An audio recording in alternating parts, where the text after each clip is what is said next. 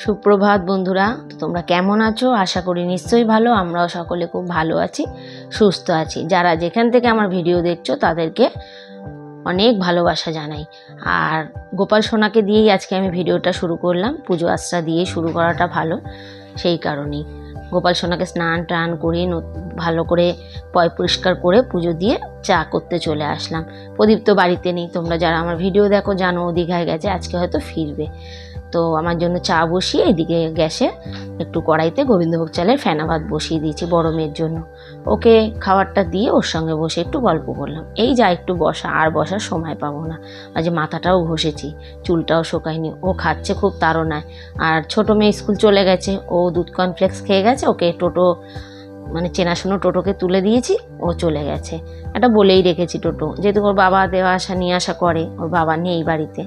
বড় মেয়ে বেরিয়ে গেল, আজকে ওর এক্সাম আছে জানো তো, সেই আসবে বিকেল 4টে কি 4:30 বেজে যাবে। সকালবেলা আমি বিছনার চাদরগুলো তুলেছিলাম, ভাবলাম ওরা বেরিয়ে যাক, ঘরটা খালি থাকবে, ধীরে সুস্থে কাজকর্মগুলো করব। আর বিছনায় যতক্ষণ না চাদরগুলো না পাতি না, ততক্ষণ একদম ভাল লাগে না বিছনাগুলো দেখতে, তাই না? আর বিছনার চাদর সবসময় টান টান করে রাখতে আমার ভীষণ ভালো লাগে। তোমাদের কাদের কাদের ভালো লাগে আমাকে অবশ্যই কমেন্ট করে জানাবে।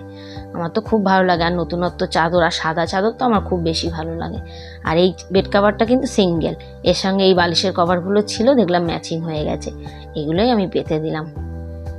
আর রান্নাবান্না তো এখনও কিছুই বসাইনি, বসাবো। আর দেখো স্নান করেছি তো কী হয়েছে, তাও ঘেমে গেছি। সাদা জিনিস কিন্তু দেখতে খুব ভালো লাগে, কিন্তু একটু তার পিছনে একটু পরিশ্রম করতে হয়। বেসিনটা যেহেতু সাদা, দুদিন অন্তর অন্তরই কিন্তু একটু পয় পরিষ্কার করে দিতে। একটা কসবাইটের মধ্যে একটু হারপিক নিয়েছি, হারপিকটা দিলে না আমার মনে হয় কি খুব ভালো পরিষ্কার হয়। হারপিক দিয়ে একটু কসবাইট দিয়ে আমি ঘষে দিলাম। ঘষে এবার জল দিয়ে যেরকম ধুয়ে দিই, ধুয়ে এই তাওয়ালটা কিন্তু ছিল কাচার জন্য বার করব। এই তাওয়ালটা দিয়ে একটু মুছে দিলাম, কারণ কি বলো তো, জলের ছোপগুলো না মানে বসে যায়, দেখতেও বাজে লাগে। আর একটা নতুন তাওয়াল আবার নামিয়ে দেবো। নতুন মানে কি, যখন বেসিন পরিষ্কার করি তখন তাওয়ালটাকে চেঞ্জই করে দিই। এই তো দেখো ঝকঝকে তকতকে হয়ে গেছে। আর ঘরটাও তো সকালবেলা মুছিনি। তোমরা আমার যারা রোজ ভিডিও দেখো তারা নিশ্চয়ই জানো, আমি সকালবেলা ঘরটার ঝাড় দিয়ে, বাসি ঘর ঝাড় দিয়ে টুকটাক বাসি কাজ সেরে ঠাকুর ঘরটা আমি মুছে নিই।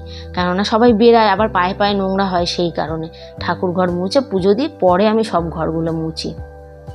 এই তো দেখো ঘর বাড়ি পয় পরিষ্কার হয়ে গেল। এই ঘরের চাদরটাও কিন্তু পাল্টেছে, আর দেখানো হয়নি।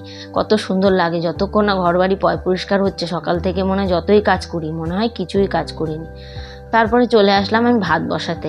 আজকে এই ছোট্ট হাঁড়িটায় ভাত বসাবো, যেহেতু প্রদীপ নেই, আমাদের 3জন খাবো। তা বোনের, আমার এই হাঁড়িটা আমার না, ছোটো বোনের ছিল, তা ভাবলাম এটার মধ্যেই বসিয়ে দিই, নাহলে হয়তো একটা গামলাতে বসিয়ে দিতাম। এখন চালটা একটু ধুয়ে রাখবো, কারণ অল্প চাল তো, গ্যাসটাও, আর এমনিও আমি চাল ধুয়ে রেখে দিই।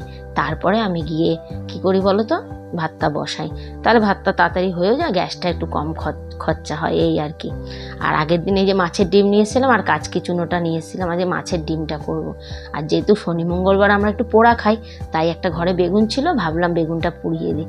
বেগুনটা একটু ছোট হয়ে গেছে, ঠিক আছে, অসুবিধা নেই, 3জন তো, প্রদীপের জন্য আমি রাখবো। মঙ্গলবার শনিবার আমি একটু সবাই পোড়া খাওয়ার চেষ্টা করি।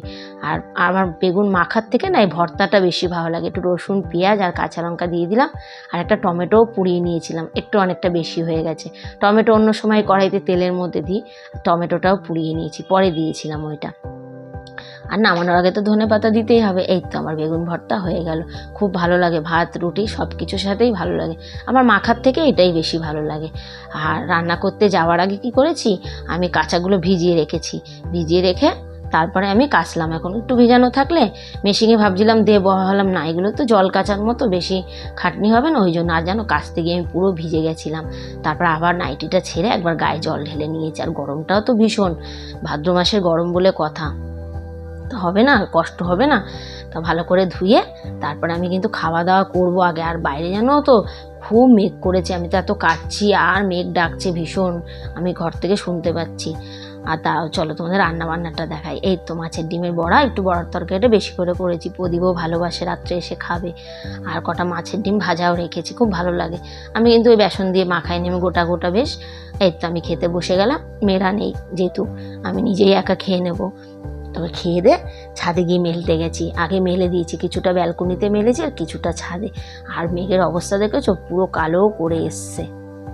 ভাবলাম আমাকে খেয়ে নিই, তারপরে ছাদে যাবো। ও বাবা, পুরো মেঘ করে এসছে জানি, কিছুটা এখানে দিলাম, ওই যে ছাদে কারো জামা প্যান্ট নেই, আমার শুধু, আর কিছুটা ব্যালকনিতে দিলাম। জল যদি ঝরে যায়, একটু হাওয়া দেয়, বৃষ্টিটা তাহলে হবে না, মেঘটা কেটে যাবে। আর যদি একটু হাওয়া দেয়, মেঘ কেটে যাবে। এই কি বৃষ্টি হলে গাছে জলগুলো পাবে, গাছের কাজটা করতে হবে। খাওয়া দাওয়া হয়ে গেছে, মেয়েরা এখনো কেউ আসেনি, আর প্রদীপ তো জানেনি দীঘায় গেছে, আজকে ফিরবে, রাত হয়তো হবে ফিরতে। সকাল থেকে এই আসলাম, আজকে অনেক কাজ করেছি জানেন।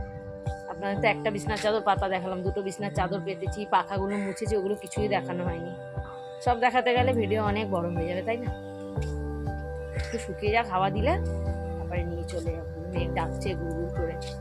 বড় মেয়ের এক্সাম হয়ে গেছে, ফোন করেছিল, বললো মা মেট্রোতে উঠেছি।